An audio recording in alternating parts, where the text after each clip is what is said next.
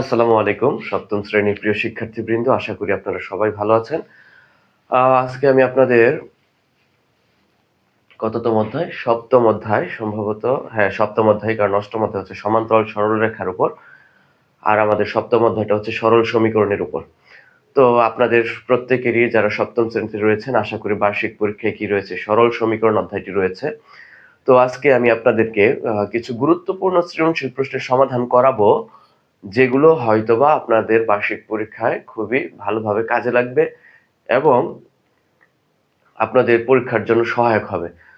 তো প্রথমত আমি আপনাদের জন্য প্রথম যে সৃজনশীল প্রশ্নটা নিয়ে আসছি, সেই সৃজনশীল প্রশ্নটি হচ্ছে যে এখানে এক দিয়ে দেওয়া আছে, দেখেন রোমান সংখ্যায় এক লেখা আছে, 3x + 7 / 4 + 5x - 4 / 7 = x + 3.5। ওকে, এই প্রশ্নটা দেখে আপনি কিন্তু বুঝতে পেরেছেন একটা উদাহরণের এটা একটা গাণিতিক সমস্যা, মানে সমাধান সমীকরণ অধ্যায় আমাদের দেওয়া আছে, উদাহরণে দেওয়া আছে এটা, তাই না? এটা কিন্তু খুবই জনপ্রিয়, হ্যাঁ, সপ্তম শ্রেণীর জন্য খুবই গুরুত্বপূর্ণ। আর হচ্ছে দেখেন দ্বিতীয় যে প্রশ্নটা রোমান সংখ্যায় 2 লেখা আছে, সেটা হচ্ছে 2 × x - 2 / 5 + 3 × x - 5 / 25 = 3x - 5 / 25। দেন আমাদের প্রথম প্রশ্নে বলেছে ক নং সমীকরণের প্রতিসাম্য বিধিটি লিখো।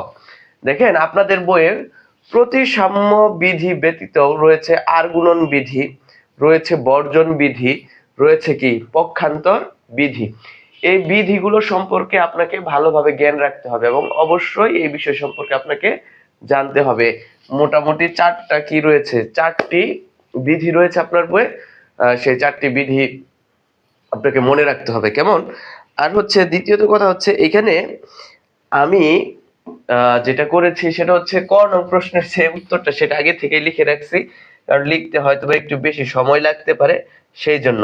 ঠিক আছে, তো আমাদের প্রথম প্রশ্নটা কি ছিল? আমাদের প্রথম প্রশ্নটা ছিল যে এরকম, প্রথম প্রশ্নটা ছিল যে প্রতিসাম্য বিধিটি লিখো সমীকরণের।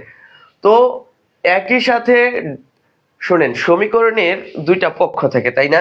একটা হচ্ছে ডান পক্ষ আর একটা হচ্ছে কি পক্ষ? বাম পক্ষ। আচ্ছা, যদি খেয়াল করেন আপনি দেখেন, আমি একটা সমীকরণ এমনি নরমালি লিখতেছি, সরল সমীকরণ, যেমন লিখলাম 3x + 2 = মনে করেন 5x + 7।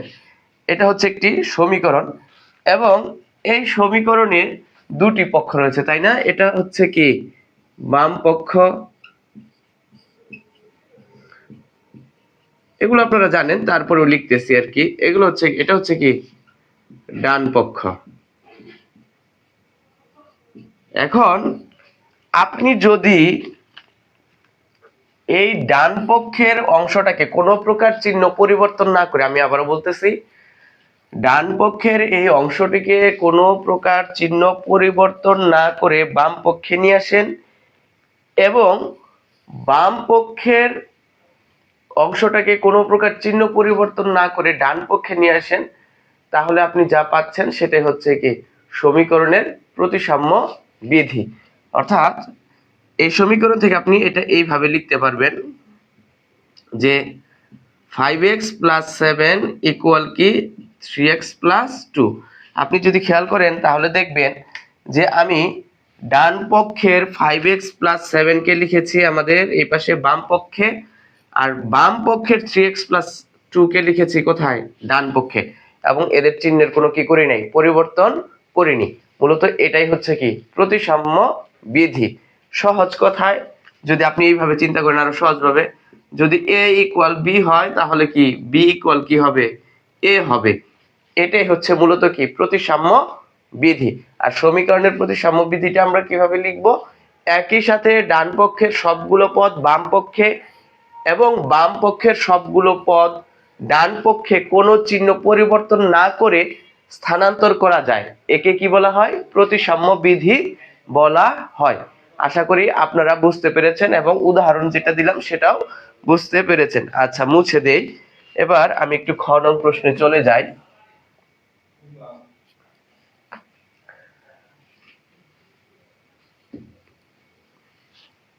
আসলে এই প্রশ্নটাই যে আসবে আপনাদের স্কুলের পরীক্ষায় এরকম না, আমি বলতে চাচ্ছি যে এই ধরনের প্রশ্ন আসতে পারে। আচ্ছা, দেন আমাদের দ্বিতীয় যে কোশ্চেনটা আছে সেখানে কি বলছে, খ নং এ যে 1 নং সমীকরণটি সমাধান করো। তাহলে চলেন খ নং এর সমাধান আমরা করি। এখানে কি বলছে যে 1 নং সমীকরণটি সমাধান করো। আচ্ছা, সমাধান করি, চলেন। তো আমাদের 1 নং এ কি লেখা আছে? আমাদের লেখা আছে 3x + 7 divided by 4 plus 5x minus 4 divided by 7 equal x plus 3.5। তো আমরা কি করব, আমরা যখনই কোনো সমীকরণের সমাধান করব তখন মূলত আমরা আগে খেয়াল রাখবো যে কোনো প্রকার ধ্রুবক পদ দেওয়া আছে কিনা এবং সেটা কোন অবস্থায় আছে। আমরা যদি এই সমীকরণটির দিকে তাকাই তাহলে দেখব যে 3.5 এটা হচ্ছে এখানে কি ধ্রুবক পদ, চলকবিহীন রয়েছে, এবং এটা কি ভগ্নাংশ আকারে দেওয়া আছে, কিন্তু এটা কি আপনার মিক্সড ফ্র্যাকশনে দেওয়া আছে, অর্থাৎ মিশ্র ভগ্নাংশে দেওয়া আছে। তো আমরা প্রথমে কি করে নিব, একই সাথে করতে পারি, সেটা হচ্ছে লসাগু করে নিলাম, এই পাশে এটার কি মিশ্র থেকে অপ্রকৃত ভগ্নাংশে কি করে নিলাম, রূপান্তর করে নিলাম। আচ্ছা, তাহলে চলেন শুরু করি। বা 4 এবং 7 এর লসাগু হচ্ছে কত, 28। 28 কে 4 দ্বারা ভাগ করলে হবে কত, 7। দেন 7 দ্বারা কি করতে হবে, আমাদের এই 3x + 7 কে কি করতে হবে, গুণ করতে হবে। তাহলে 7 ইনটু কি 3x + 7। দেখেন মাঝখানে কি চিহ্ন রয়েছে, প্লাস, এই যে সেই প্লাস চিহ্নটা দিলাম। 28 কে 7 দ্বারা ভাগ করলে কত হবে, 4 হবে। 4 দ্বারা গুণ করতে হবে কাকে, 4 দ্বারা আমাদের গুণ করতে হবে 5x - 4 কে, 5x - 4। ওকে, আচ্ছা, দেন এই পাশে দেখেন কি রয়েছে, x রয়েছে, আর 3.5 কে যদি আমরা ইমপ্রপার ফ্র্যাকশন অর্থাৎ অপ্রকৃত ভগ্নাংশে নিয়ে আসি তাহলে কি হবে, 7/2 হবে। ওকে, আচ্ছা, এরপরে খেয়াল করেন আমরা এবার উপরে যে অংশটি রয়েছে সেটা সরলটা আগে করে নিব। ওকে, তাহলে খেয়াল করি 28 হরে রয়েছে থাকবে 7 দ্বারা 3x + 7 কে গুণ করি। 7 দ্বারা প্রথমকে 3x কে গুণ করলে কত হবে, 21x প্লাস 7 এর সাথে 7 গুণ করলে কত হবে, 49 প্লাস এবার 4 দ্বারা কি করতে হবে, 5x - 4 কে গুণ করতে হবে। 4 দ্বারা 5x কে গুণ করলে হয় 20x। দেন এখানে দেখেন 4 এর পূর্বে রয়েছে প্লাস, আর এই 4 এর পূর্বে রয়েছে কি মাইনাস, তাহলে প্লাস এর মাইনাসে কি হয়ে যাবে, -4 এবং 4 গুণ করলে কত হবে, -16। ওকে, দেন এই পাশে খেয়াল করি, এখানে দেখবেন যেখানে 7/2 রয়েছে আর x এর নিচে মনে মনে কত রয়েছে, 1। 1 এবং 2 এর লসাগু কত হবে স্যার, 2 হবে। 2 কে 1 দ্বারা ভাগ করলে হবে 2। দেন 2 এর সাথে x সরাসরি গুণ হয়ে যাবে, 2x প্লাস 2 কে 2 দ্বারা ভাগ করলে হবে 1। 1 এর সাথে 7 গুণ করলে 7 হয়ে যাবে। এই তো আমাদের মোটামুটি প্রায় শেষের দিকে সমাধানটা চলে আসছে, খেয়াল করেন একটু। দেন উপরে সরল করে ফেলবো আগে। দেখেন 21x + 20x ইকুয়াল কত হবে, 41x। দেন 49 থেকে যদি আপনি 16 বিয়োগ করেন তাহলে কত হবে বলেন তো, 33 প্লাসের 33। ওকে, আচ্ছা, দেন এই পাশে কি রয়েছে, 2x + 7 ডিভাইডেড বাই 2। দেন দেখেন আর গুণন বিধি, সমীকরণের কি রয়েছে, আর গুণন বিধি রয়েছে না, সেটা আবার কেমন, সেটা হচ্ছে যদি এরকম হয় যে a/b ইকুয়াল কি c/d, অর্থাৎ সমীকরণের উভয় পাশে একটি করে ভগ্নাংশ থাকে, তাহলে সমীকরণের ডান পক্ষের লবকে বাম পক্ষের হরের সাথে গুণ এবং ডান পক্ষের হরকে কি বাম পক্ষের লবের সাথে গুণ করলে কি কোনো সমস্যা হবে না। অর্থাৎ মানে বিষয়টা হচ্ছে এরকম, অর্থাৎ এর সাথে আপনাকে গুণ করতে হবে d, অর্থাৎ a গুণন d ইকুয়াল আপনি কি লিখতে পারবেন, b গুণন c লিখতে পারবেন। তাহলে আমরা এইটাও প্রয়োগ করতে পারি, অথবা আমরা কি করতে পারি, এ সমান কিন্তু আমরা এটাও লিখতে পারি যে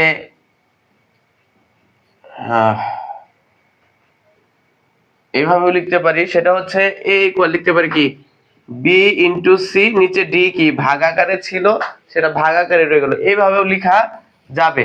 যাই হোক, এখন আমার প্রশ্ন হচ্ছে, দেখেন আমি যদি আড়াআড়ি গুণ করি তাহলে এই মানগুলো অনেক বড় হয়ে আসে, এবং গুণ করতে অবশ্য আপনাদের ক্যালকুলেটর ইউজ করতে দিবে, কোনো সমস্যা হবে না। তবে আমি আমার মতো করে দিচ্ছি। এই যে এখানে দেখেন সমীকরণের বাম পক্ষে রয়েছে একটি ভগ্নাংশ, ডান পক্ষে রয়েছে একটি ভগ্নাংশ। তো আমি এই সমীকরণের বাম পক্ষের ভগ্নাংশের হরকে ডান পক্ষে নিয়ে যেতে পারি। দেখেন এই পাশে 28 রয়েছে ভাগ আকারে, যদি আমি এই পাশে নিয়ে যাই তাহলে কি হয়ে যাবে, গুণ হয়ে যাবে। তাহলে আমরা কিভাবে লিখতে পারবো, দেখেন 41x plus 33 equal 2x plus 7 divided by 2। 28 এই পাশে আসলে কি হয়ে যাবে, গুণ হয়ে যাবে, তাই না? গুণ 28 লিখলেন। এবার 2 দ্বারা আপনি 28 কে ভাগ করেন তাহলে কত হবে স্যার, 14 হবে। কত হবে, 14। তাহলে আমরা কি পাচ্ছি খেয়াল করেন, এই পাশে তো আমার যা আছে তাই লিখতে হবে, 41x plus 33 ইকুয়াল, দেখেন 14 আছে, 14 এর সাথে গুণ হবে কি 2x plus 7, তাহলে লিখব আগে 14 লিখলাম, তাতে কোনো সমস্যা নেই। তবে চাইলে অনেকের হয়তো অসুবিধা হতে পারে বুঝতে, তবে বছর শেষের দিকে এখানে আসলে অসুবিধা হওয়ার কথা না। তারপরে আমি লিখতেছি, দেখেন 2x plus 7 ইন্টু কত, 14। ওকে, আচ্ছা এবার খেয়াল করি, দেখেন এখানে 41x plus 33 ইকুয়াল 14 দ্বারা 2x কে গুণ করলে কত হবে, 28x। দেন এখানে প্লাস 14 দ্বারা 7 প্লাসের 7 কে গুণ করলে কত হবে, 98। ঠিক আছে, ওকে। দেন আমরা আমাদের পরবর্তী ধাপে চলে যাই।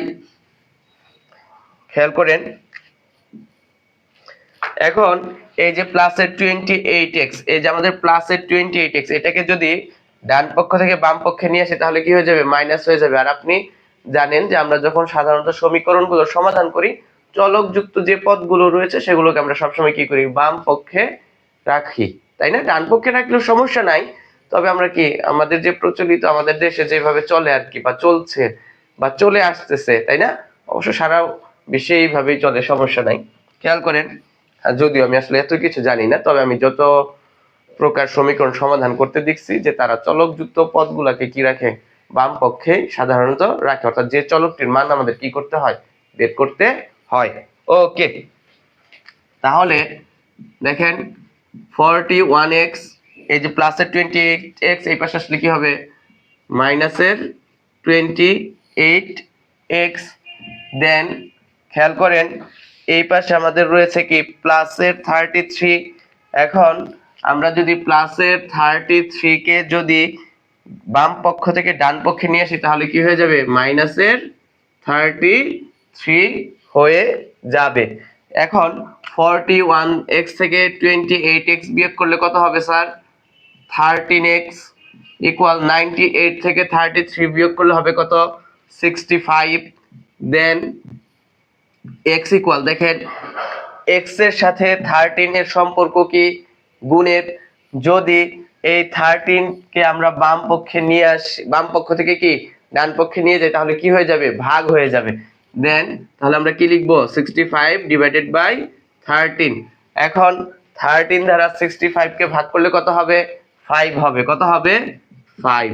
তাহলে এই যে সুতরাং সমাধান x ইকুয়াল কত, 5। এটাই হচ্ছে কি আমাদের খ নং প্রশ্নের সমাধান। এই যে আমরা আমাদের চলকের মান বের করে ফেলছি, অর্থাৎ x ইকুয়াল কত পেয়েছি, 5 পেয়েছি। ঠিক আছে, আশা করি আপনারা সবাই বুঝতে পেরেছেন। ওকে, আচ্ছা একটু দেখেন,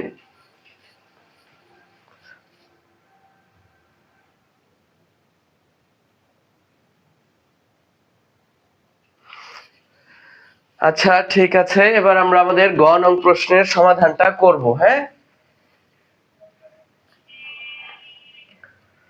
আমি আবারও বলতেছি, আপনাদের বার্ষিক পরীক্ষায় কিন্তু এই ধরনের কোশ্চেন বা এইভাবে প্রশ্নের প্যাটার্ন সাজিয়ে আসতে পারে। তো আমি চেষ্টা করবো আজকে কমপক্ষে 3টি সৃজনশীল সমস্যা সমাধান করার জন্য, ঠিক আছে?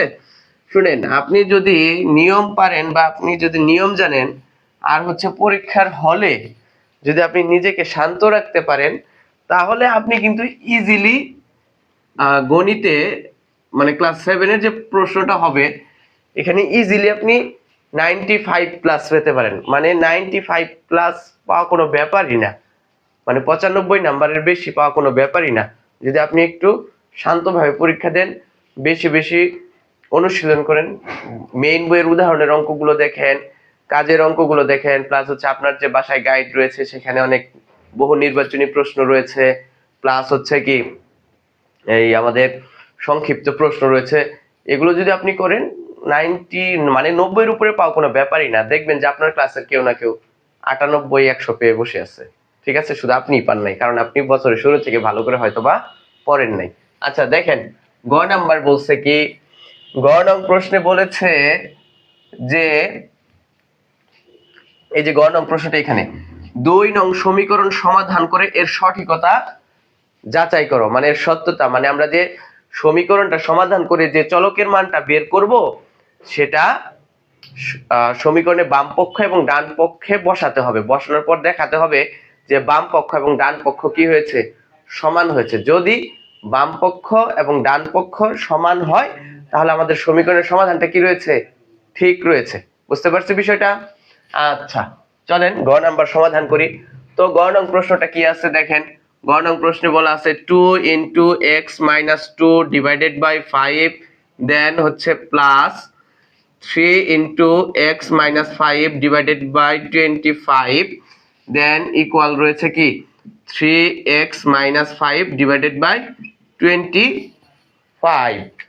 ওকে, তো দেখেন উপরে যে লবগুলো রয়েছে সেখানে দেখেন 2x - 2 রয়েছে, এখানে রয়েছে কি 3x - 5। তো আমরা প্রথমে লসাগু না করে এইখানে যে গুণের কাজটা রয়েছে সেটা সমাধান করে নেব। দেখেন এগুলো আপনাকে বুঝতে হবে, বারবার যখন আপনি অঙ্ক করবেন তখন আপনি বুঝতে পারবেন যে আপনি কোন পথে যদি কোন পথে এগোলে আপনার সমীকরণটি সমাধান করতে সুবিধা হবে এবং আপনি দ্রুত সমাধান করতে পারবেন, সেটা আপনাকেই বুঝতে হবে, ঠিক আছে? সেজন্য বারবার আপনাকে প্র্যাকটিস করতে হবে, ঠিক আছে? ওকে, তাহলে খেয়াল করি, বা 2 দ্বারা কি করব, x - 2 কে গুণ করব, তাহলে কি হবে 2x - 4 ডিভাইডেড বাই কত আছে স্যার 5। দেখেন তারপরে রয়েছে প্লাস 3 দ্বারা কি করব, x - 5 কে গুণ করব, তাহলে কি হবে 3x - 15 ডিভাইডেড বাই কত 25 ইকুয়াল 3x - 5 ডিভাইডেড বাই 25। এখন আমরা কি করব, লসাগু করব। খেয়াল করেন, তো যদি লসাগু করি 5 এবং 25 এর লসাগু কত হবে 25। তো 25 কে 5 দ্বারা ভাগ করলে কত হবে স্যার 5 হবে। এই 5 দ্বারা কাকে গুণ করতে হবে, এই যে 2x - 4 কে গুণ করতে হবে। তাহলে 5 দ্বারা 2x - 4 কে কি করলাম, গুণ করলাম, ঠিক আছে? চাইলে আপনি একবারে গুণ করে দিতে পারেন, এতে কোনো সমস্যা নেই, ঠিক আছে?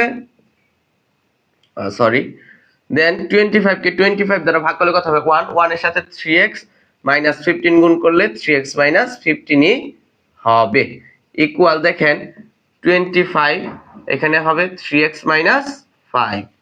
দেন খেয়াল করেন এবার 5 দ্বারা কি করতে হবে, এই 5 দ্বারা 2x - 4 কে গুণ করব আমরা। তাহলে 5 দ্বারা প্রথমে 2x কে গুণ করলে কত হবে স্যার 10x। 5 এর আগে কি চিহ্ন প্লাস, আর এই 4 এর আগে কি চিহ্ন মাইনাস, তাহলে প্লাসে মাইনাসে মাইনাস, ঠিক আছে? প্লাসে মাইনাসে মাইনাস, 4 এবং 5 গুণ করলে কত হবে 20 প্লাস 3x -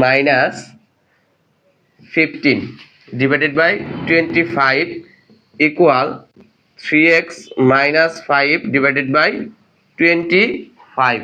বা দেখেন 10x আর 3x যদি আপনি যোগ করেন তাহলে কত হবে 13x হবে, -20 - 15 ইকুয়াল কত হবে -35 হবে।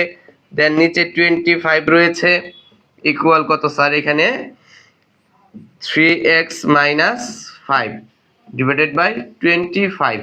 এখন আপনি যদি একটা বিষয় খেয়াল করেন, যে এখন আমাদের সমীকরণটির এই যে সমীকরণে যে আমরা সর্বশেষ লাইনটি লিখেছি, বাম পক্ষে ভগ্নাংশ রয়েছে একটি, ডান পক্ষে ভগ্নাংশ রয়েছে কি একটি, এবং উভয়ের হর কিন্তু স্যার 25। উভয়ের হর কত? 25। তো সমীকরণের একটা নিয়ম আছে, সেটা হচ্ছে অঘোষিত নিয়ম। এরকম বিষয়টা, যেমন ধরেন আমি লিখলাম x/3 ইকুয়াল কি, মনে করেন a/3। যদি এরকম থাকে সমীকরণের উভয় পাশে একটি করে ভগ্নাংশ রয়েছে এবং তাদের হর যদি সেম থাকে, তাহলে হর এবং হর আপনি কি করে দিতে পারবেন? কেটে দিতে পারবেন। এইভাবে আপনি ডিরেক্ট সেই নিয়ম অনুযায়ী আপনি এখানে 25 এবং 25 বাদ দিতে পারেন, অথবা আপনি এটাও কাজ করতে পারেন। দেখেন, তো আমরা এক কাজ করি,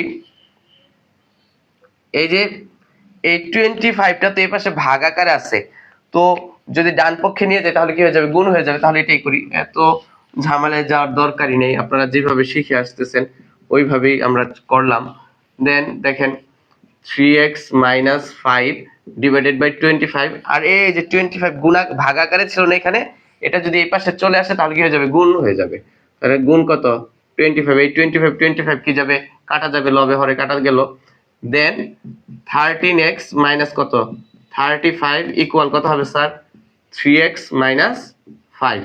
এবার এই যে আমাদের 13x প্লাসের 3x টাকে যদি এই পাশে নিয়ে আসি তাহলে কি হবে? মাইনাসের 3x। এই যে আমাদের মাইনাসের 5, এই মাইনাসের 35 কে যদি ডান পক্ষে নিয়ে আসি তাহলে কি হয়ে যাবে? প্লাসের 35। দেন দেখেন 13x থেকে 3x বিয়োগ করলে কত হবে? 10x হবে। আর -5 + 35 কত হবে স্যার? 30 হবে। দেন x ইকুয়াল কত হবে? 30/10। দেন 30 কে 10 দ্বারা ভাগ করলে কত হবে স্যার? 30 কে 10 দ্বারা ভাগ করলে হবে 3।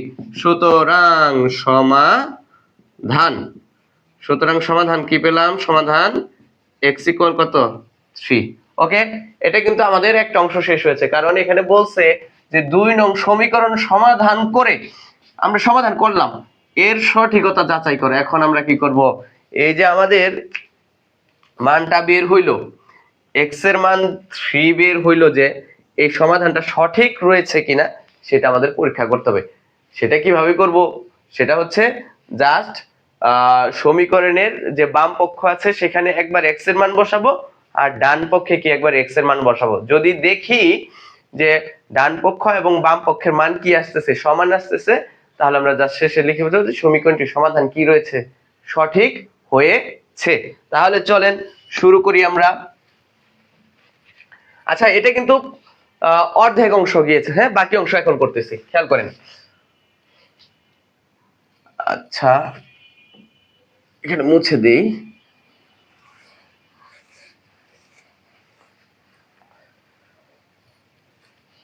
পুরোটাই মুছে দিই, শুধু সমাধানটা রেখে দিলাম কারণ এটা ব্যবহার করতে হবে আমাদের। তো সমীকরণের এখন কি করব? সঠিকতা যাচাই করব। তাহলে জাস্ট উপরে লিখে নেই যে সমীকরণটির সঠিকতা যাচাই। সমীকরণটির সঠিকতা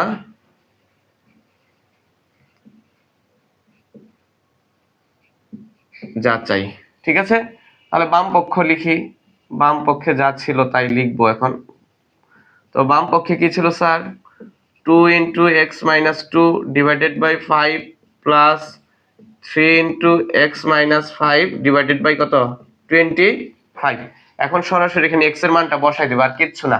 তাহলে দেখেন 2, x এর মান কত ছিল? 3, আর এই যে -2, দেন ডিভাইডেড বাই 5 প্লাস 3 × কি x - 5 ছিল, তাই না? x এর জায়গায় কি বসাবো? 3 বসাবো, মাইনাস কত? 5 ডিভাইডেড বাই কত স্যার? 25। শুনেন, একটা কথা বলি, জাস্ট আপনি দ্বিতীয় লাইনটার দিকে একটু খেয়াল করেন। দ্বিতীয় লাইনটাতে দেখেন এই যে আমাদের বাম পক্ষে যে লাইনটা লিখেছিলাম সেখানে যেখানে যেখানে x ছিল সেখানে শুধু কি লিখছি? 3 লিখছি। এই 3টা কি ছিল? আমাদের এই যে সমীকরণটির কি ছিল? সমাধান ছিল। এই তো, আর কিছু না, জাস্ট কি করছি? x এর মানটা এখানে বসিয়েছি। এবার জাস্ট আমাকে নরমালি ক্যালকুলেশন করতে হবে, আর কিচ্ছু না। ওকে, তাহলে চলেন শুরু করি। তাহলে নিচে 5 আছে, 5 থাকলো। এই দেখেন 3 এবং 3 থেকে যদি 2 বিয়োগ করেন কত হবে 1 হবে, অর্থাৎ 2 ইনটু কত 1। দেন এখানে কি প্লাস চিহ্ন, দেন 3 থেকে -5 যদি বিয়োগ করেন তাহলে 3 এর সাথে কি গুণ হবে মাইনাসের 2। স্যার শুনেন, এই যে এইদিকে একটু খেয়াল করেন, 3 - 5 কত -2 না, এই যে সেই -2 এখানে লিখছে, আর কিচ্ছু না। ওকে, দেন ডিভাইডেড বাই কত স্যার 25। এদিকে একটু খেয়াল করেন, 2 এর সাথে 1 গুণ করলে 2 হবে, নিচে কত হবে 5 প্লাস 3 এবং -2 যদি আপনি গুণ করেন তাহলে কি হবে মাইনাসের 6 ডিভাইডেড বাই কত 25 হবে। দেন খেয়াল করেন 5 এবং 25 এর লসাগু কত হবে 25 হবে। 5 এবং 25 এর লসাগু কত 25। 25 কে 5 দ্বারা ভাগ করলে কত হবে 5 হবে। 5 এর সাথে 2 গুণ করলে কত হবে স্যার 10 হবে। এই যে প্লাস চিহ্ন রয়েছে, প্লাস চিহ্ন দিলাম। ঠিক আছে, জাস্ট মিনিট, একটা কল আসছে মেবি। হ্যাঁ হ্যালো তামিম। হ্যাঁ, আমি যে অনলাইনে ক্লাস নিতেছি, শেষ হবে প্রায় ঘন্টা খানেক লাগতে পারে, অথবা 25 মিনিট বা 30 মিনিট। আচ্ছা আচ্ছা, ওকে। হ্যাঁ, আচ্ছা যেখানে ছিলাম আর কি, দেখেন 25 কে 25 দ্বারা ভাগ করলে কত হবে 1 হবে। 1 এর সাথে -6 গুণ করলে কত হবে মাইনাসের 6ই হবে। এবার খেয়াল করেন, এই পাশে করি। এখন 10 প্লাস -6 একবারে লিখে দিলাম স্যার, ডিরেক্ট 4 লিখে দিলাম, নিচে কত 25। ঠিক আছে, এই যে 10 প্লাস -6, খেয়াল করেন 10 প্লাস -6 মানে কত 10, এই যে প্লাসে মাইনাসে -6 ইকুয়াল কত 4। এটা জাস্ট এইখানে একবারে লিখে দিছি। ঠিক আছে, এই যে 4 বাই কত আসছে 25 আসছে, এটা হচ্ছে কি আমাদের বাম পক্ষের অংশ, তাই না? এবার হচ্ছে ডান পক্ষ, খেয়াল করেন ডান পক্ষ সমান হচ্ছে কি 3x - 5 ডিভাইডেড বাই 25। এখানেও জাস্ট x এর মানটা বসাই দেব, আর কিছু না। তাহলে 3 ইনটু কত 3, এই যে x এর মানটা বসিয়েছি, -5 ডিভাইডেড বাই 25। দেখেন 3 ইনটু 3 মানে কত 9 -5 ডিভাইডেড বাই কত 25 ইকুয়াল কত 4/25।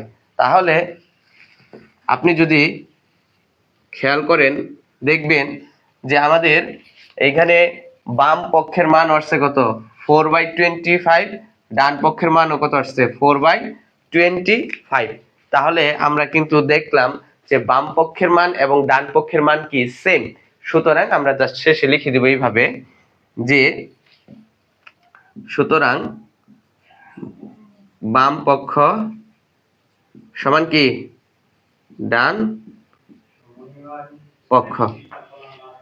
সুতরাং সমীকরণটির সমাধান সঠিক হয়েছে। পরে নিচে কি লিখে দিব, সমীকরণটির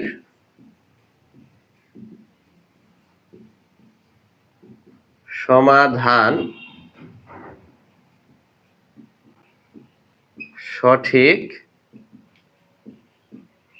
হয়েছে। কেমন, এটাই সমীকরণটির সমাধান কি সঠিক হয়েছে। এই তো এটা হচ্ছে কি আমাদের সমীকরণটির সঠিকতা যাচাই। এই তো আমরা যদি এইভাবে করি তাহলে কি আমাদের পূর্ণাঙ্গ সমাধান চলে আসলো। ওকে, আচ্ছা। তো আমি আবারও বলতেছি যে প্রথমে কি করতে হবে, সমীকরণের সমাধান করতে হবে। দেন যখন সঠিকতা যাচাই করব তখন জাস্ট উপরে কি লিখব, উপরে কিন্তু লিখব যে সমীকরণটির সঠিকতা যাচাই। ঠিক আছে, দেন বাম পক্ষের যে অংশ থাকবে সেটা লিখবো। দেন বাম পক্ষে যে চলকটা থাকবে, অর্থাৎ আমরা যে চলকের মান বের করেছিলাম x এর মান 3, সেখানে জাস্ট x এর মান 3 বসিয়ে কি করছি নরমাল ক্যালকুলেশন করেছি। একইভাবে ডান পক্ষ লিখে সেখানেও কি করছি চলকের মানটি বসিয়েছি, বসিয়ে জাস্ট সমাধান করে দেখিয়েছি ক্যালকুলেশন করে। তো সমাধান করার পরে দেখলাম যে বাম পক্ষের মান আসছে 4/25, ডান পক্ষের মানও কত আসছে 4/25, অর্থাৎ বাম পক্ষ সমান কি ডান পক্ষ। যেহেতু বাম পক্ষ এবং ডান পক্ষ সমান হয়েছে, পরে আমরা লিখে দিব জাস্ট সুতরাং সমীকরণটির সমাধান কি হয়েছে সঠিক হয়েছে। এটাই হচ্ছে কি আমাদের গ নং প্রশ্নের সমাধান। তোমরা অনেকেই পরীক্ষার মধ্যে কি এই যে এখানে যে সঠিকতা যাচাই করো এটা কিন্তু করতে পারো না, মানে আমি খেয়াল করে দেখছি অনেকে এটা বুঝেই না, কারণ ক্লাস 6-এ পড়ে আসছে কি শুদ্ধিকরণ পরীক্ষা, 7 এসে তো অনেক সময় প্রশ্নের মধ্যে কি দেওয়া থাকে সঠিকতা যাচাই করো, তখন এই অংশটাই তারা ধরতে পারে না। ঠিক আছে, শোনো, ক্লাস 6-এ যেটা করেছো যে শুদ্ধি পরীক্ষা, আর ক্লাস 7-এ সেটা কি শুদ্ধি পরীক্ষা, সঠিকতা যাচাই বিভিন্ন ভাবে আসতে পারে। ঠিক আছে, এইভাবে আসতে পারে যে x এর মান, মনে করো এই গ নং প্রশ্নে দিয়ে দিতে পারে যে x = 3 এর জন্য সমীকরণটির কি সত্যতা কি করো, যাচাই করো। এই প্রশ্নটাও আসতে পারে, এভাবেও আসতে পারে। ঠিক আছে, আচ্ছা, এবার একটু দেখেন, আমি জাস্ট একটু দ্বিতীয় সৃজনশীল প্রশ্নটা একটু বের করি।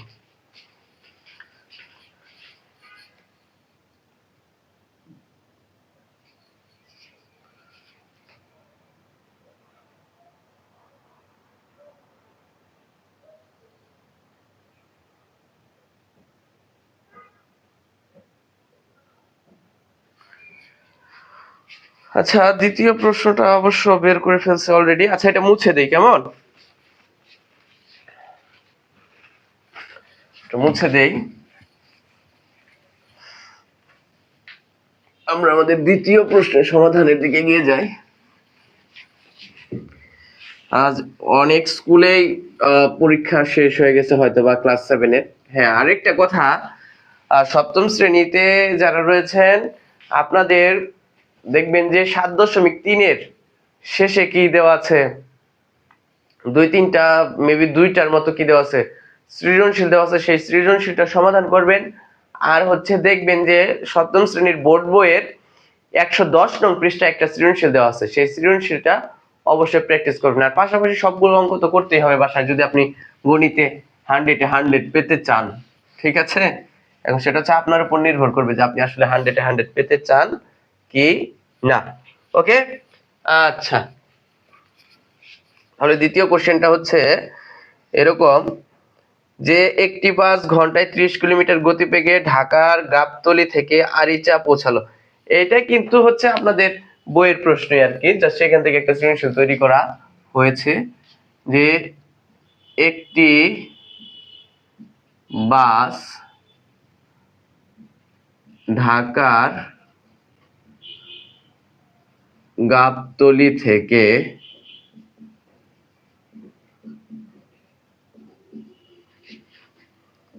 ত্রিশ কিলোমিটার বেগে আরিচা পৌঁছালো। এটা দিয়ে প্রশ্ন হতে পারে কিন্তু। ঠিক আছে, পৌঁছালো। দেন আবার বাসটি ঘন্টায় 25 কিলোমিটার বেগে, হ্যাঁ, আবার 30 কিলোমিটার বেগে, এটাও কিন্তু ঘন্টায় ছিল। আবার বাসটি ঘন্টায় 25 কিলোমিটার বেগে গাবতলী ফিরে আসলো। গাবতলী ফিরে আসলো। ঠিক আছে, ফিরে আসলো। দেন প্রশ্ন হচ্ছে যে প্রথম প্রশ্ন হচ্ছে এরকম যে আপনাকে করতে বলছে একটা, ধরেন 6 অধ্যায় থেকে এরকম একটা দিয়ে দিচ্ছে যে কোন নাম্বার, যে এরকম বললো যে x² + 5x + 6 কে কি করো, x² +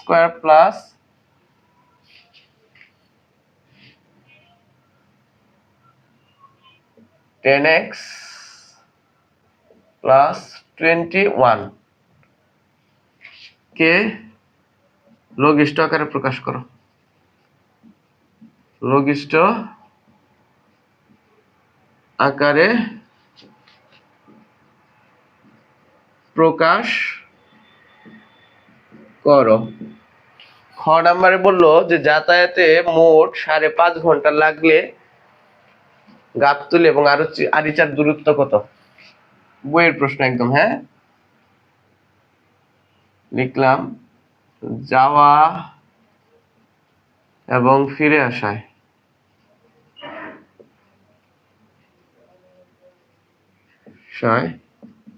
মোট 5.5 ঘন্টা অর্থাৎ 5.5 আওয়ার ঘন্টা লাগলে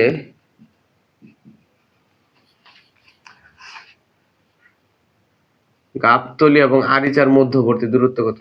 গাবতলী এবং আরিচার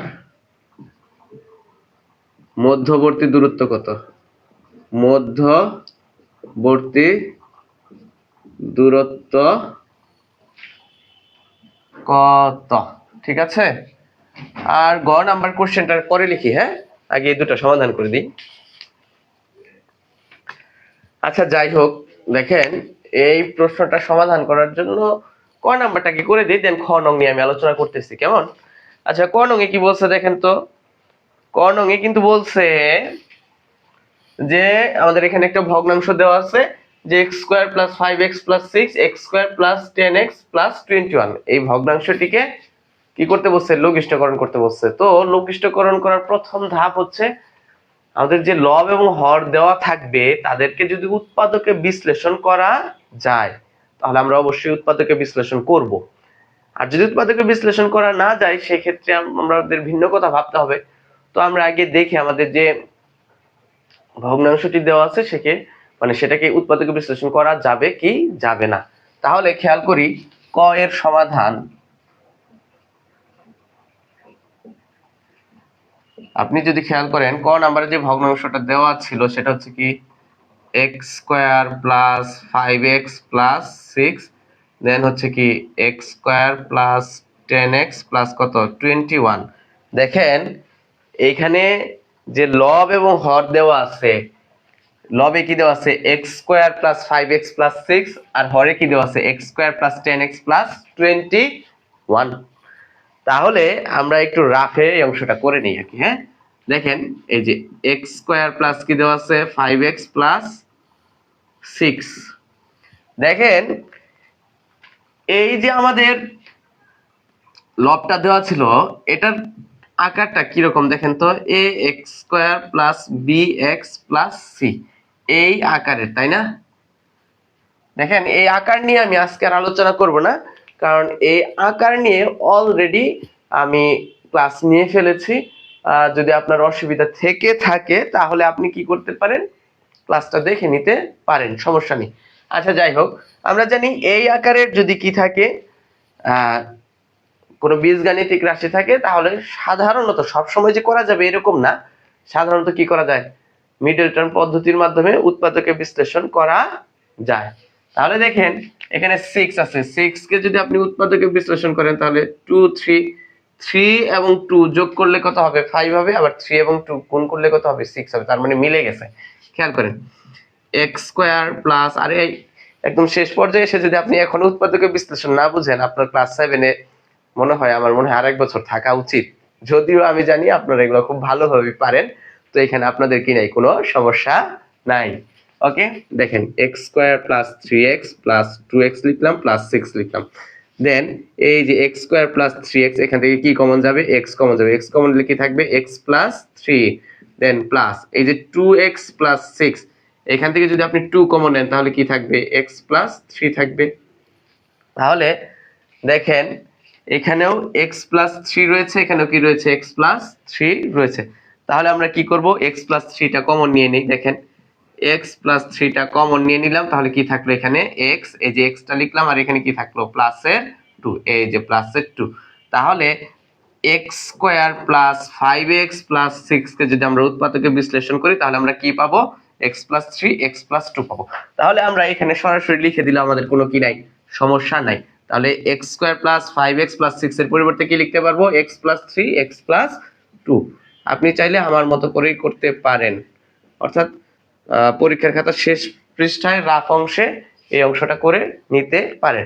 আচ্ছা এবার তো x square plus 5x plus 6 এরটা হলো, এবার আমাদের যে হরটা দেওয়া আছে সেটা কি ছিল x square plus 10x plus 21। তাহলে একটু লিখি, দেখেন x square plus 10x plus কত স্যার 21। তো এখন আমরা যদি 21 কে উৎপাদকে বিশ্লেষণ করি তাহলে 3 7 দেখেন 3 এবং 7 যদি আমরা যোগ করি তাহলে কত পাচ্ছি 10 পাচ্ছি আর 3 এবং 7 গুণ করলে কত হবে 21 হবে শেষ তাহলে দেখেন লিখি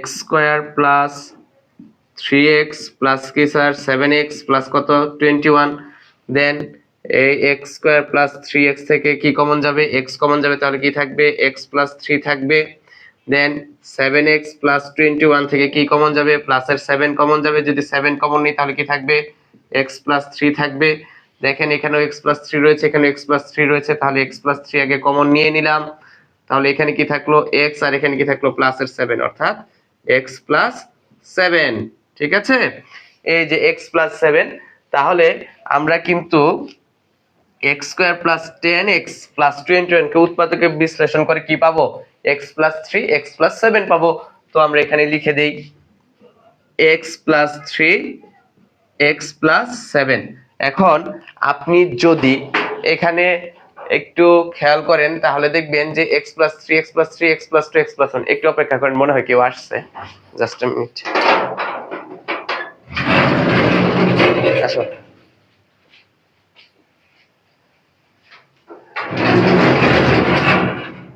বসো 2-3 মিনিট বসো আচ্ছা দেখেন x plus 3 x plus 2 x plus 3 by x plus 7 তো লব এবং হরে কিন্তু আমাদের একটা কমন উৎপাদক রয়েছে সেটা হচ্ছে x প্লাস 3 x প্লাস 3 কি যাবে তাহলে কাটা যাবে খুঁজে লাভ নাই ঠিক আছে এখন এইদিকে খেয়াল করেন হ্যাঁ যে আছে কি জানা এই কথা বলেন একটু পরে বলতেছি দেখেন x প্লাস 2 আর কি x প্লাস 7 ওকে এটাই হচ্ছে কি আমাদের উৎপাদকে বিশ্লেষিত রূপ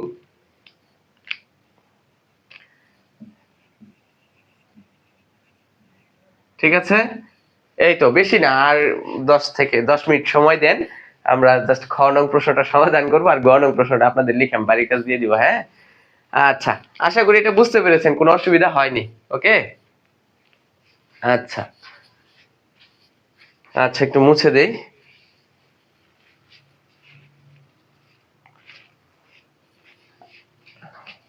আমি আসলে আপনাদের ক্লাসটা অনেক সময় নিতাম কিন্তু আমার কাছের একজন লোক চলে আসছে সে খুব ডিস্টার্ব করতেছে সে এখন সমস্যা নাই তারপর আমি ক্লাসটা একটু কন্টিনিউ করতেছি ঠিক আছে আচ্ছা যাই হোক যে আসছে সে ইংরেজির আবার খুব ভালো মাস্টার মানে ইংরেজির দক্ষ না না গ্লাস আছে হ্যাঁ না না লাইট রিফ্লেক্ট হবে আচ্ছা সে ঠিক আছে সে ভালো ইংরেজি পড়ায় আবার বিস্কিট নেই আপাতত আচ্ছা যাই হোক এখন আমরা খ নং প্রশ্নের সমাধান করবো হ্যাঁ দেখেন বলছে যে যাওয়া এবং ফিরে আসায় অর্থাৎ সে একবার গাবতলী থেকে আরিচায় গিয়েছে আরেকবার কি আরিচা থেকে গাবতলী ফিরে আসছে হ্যাঁ তো এই যে যাওয়া আসা করতে তার টোটাল 5.5 আওয়ার অর্থাৎ 5.5 ঘন্টা সময় লেগেছে এখন আমাদেরকে বের করতে বলছে যে গাবতলী এবং আরিচার মধ্যবর্তী দূরত্ব কত শুনেন এই দূরত্ব বের করার আগে আপনাকে আমি বলবো যে তিনটা সম্পর্ক আপনার জানা উচিত নাম্বার 1 সেটা হচ্ছে দেখেন এখানে লেখা আছে বেগ বেগ সমান কি সেটা আপনাকে জানতে হবে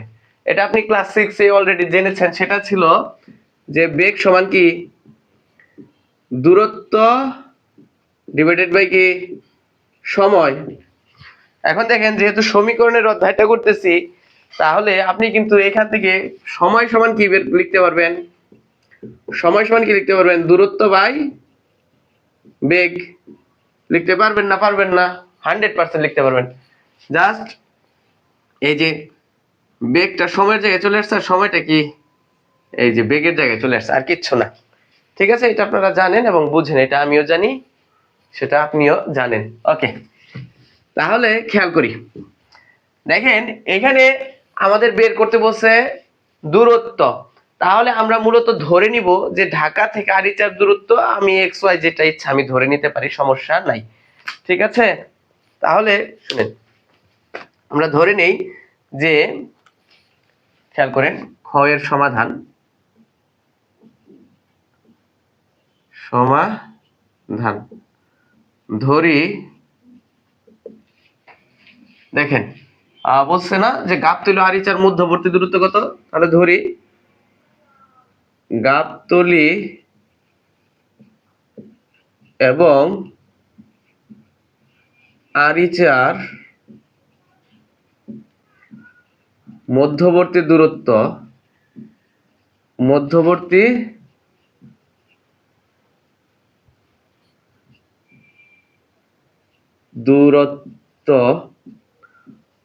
y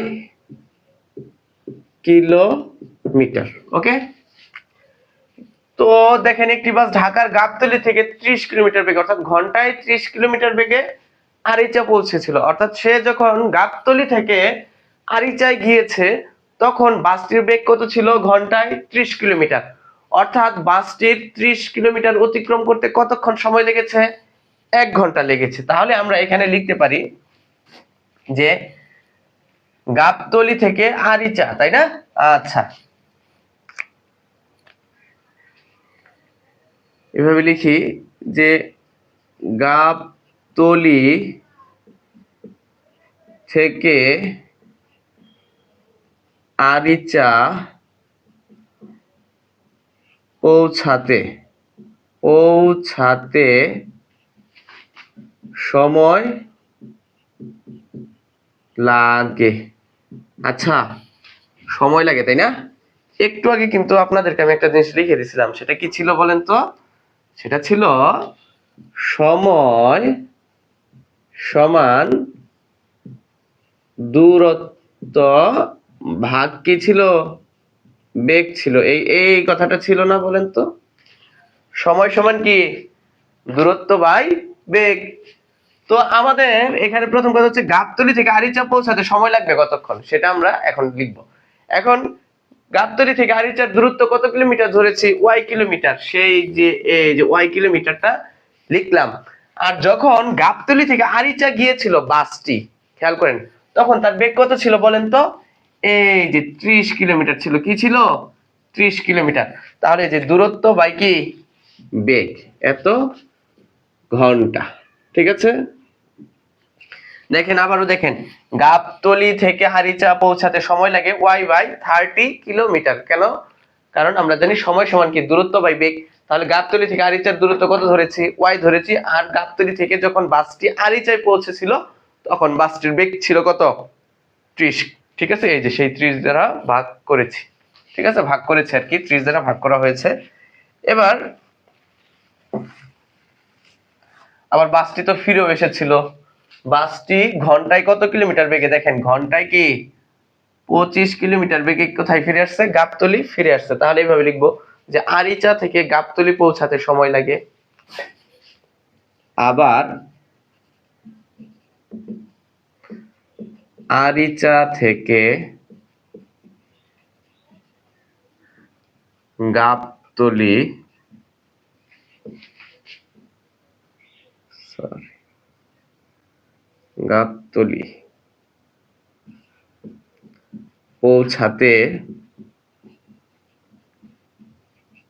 পৌঁছাতে সময় লাগে।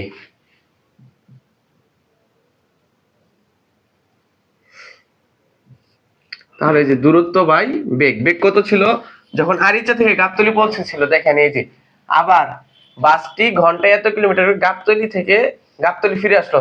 গাবতলী ফিরে আসছে মানে কি, আরিচা থেকে গাবতলী ফিরে আসছে। তাহলে এই যে আরিচা থেকে গাবতলী পৌঁছাতে সময় লাগে y বাই কত, 25 ঘন্টা। কারণ সময় সমান আমরা কি জানি, সময় সমান আমরা জানি দূরত্ব বাই বেগ। তাহলে গাবতলী থেকে আরিচার দূরত্ব যদি y কিলোমিটার হয়, তাহলে আরিচা থেকে গাবতলীর দূরত্ব কত হবে, y কিলোমিটার হবে।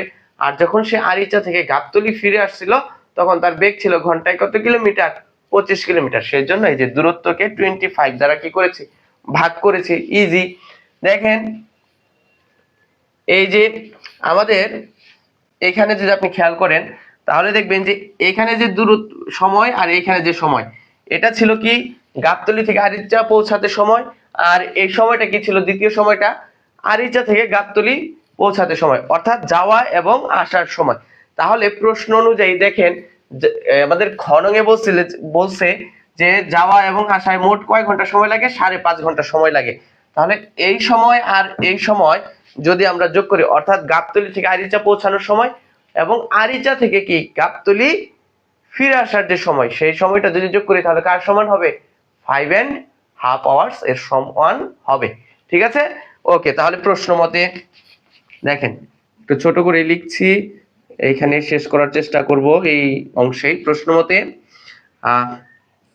y/30 প্লাস y/25 ইকুয়াল কত হবে? 5.5।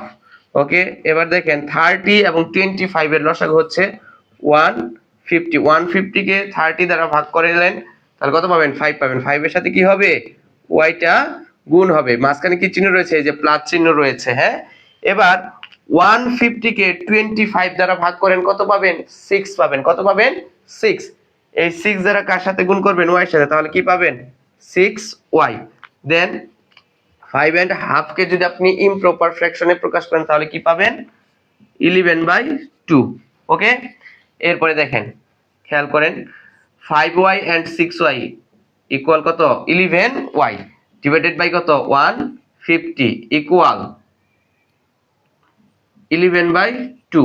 ওকে, আচ্ছা, এবার একটু খেয়াল করি, এই পাশে থাকবে কি? 11y। যদি আপনি 150 এর কথা চিন্তা করেন, এই যে আমাদের 150, এটা আছে এই পাশে ভাগ আকারে, এই পাশে গেলে কি হয়ে যাবে? 11/2 এর সাথে কি হয়ে যাবে বলেন তো? গুণ হয়ে যাবে। 11/2 এর সাথে কত গুণ হবে? 150 গুণ হয়ে যাবে।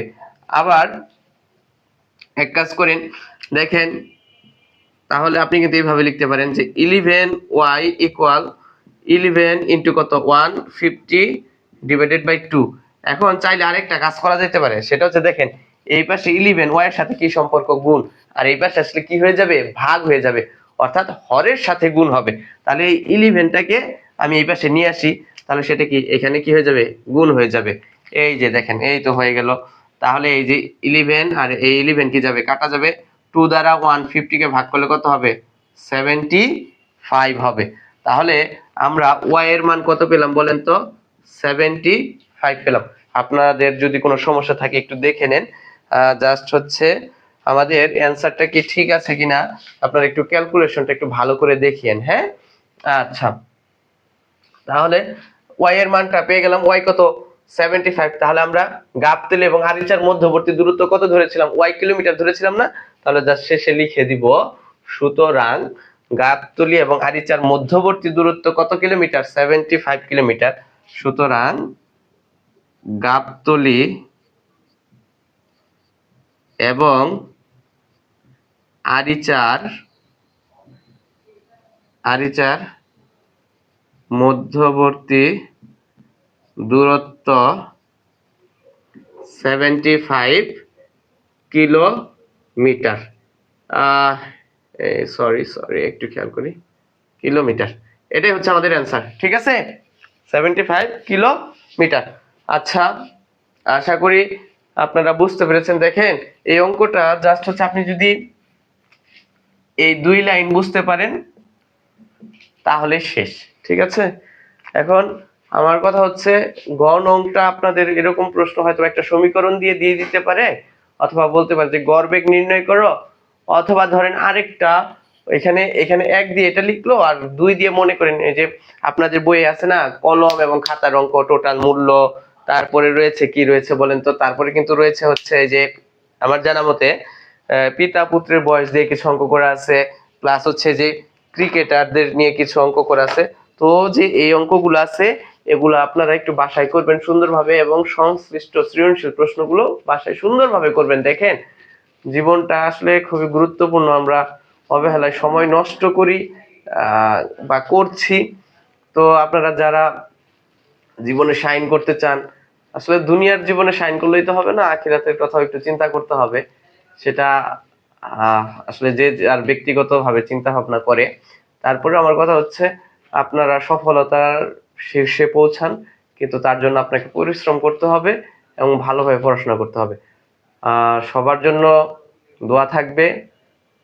আশা করি আপনারা ভালোভাবে বার্ষিক পরীক্ষা দিচ্ছেন এবং বাকি পরীক্ষাগুলোও দিবেন। সবাইকে শুভেচ্ছা। খোদা হাফেজ।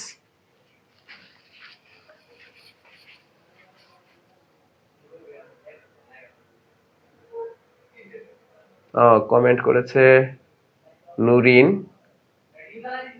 ভালো ছেলে, 10ম শ্রেণীতে পড়ে, এসএসসি পরীক্ষা দিবে। নুরিন, তোমার জন্য শুভকামনা থাকলো। হ্যাঁ, ধন্যবাদ।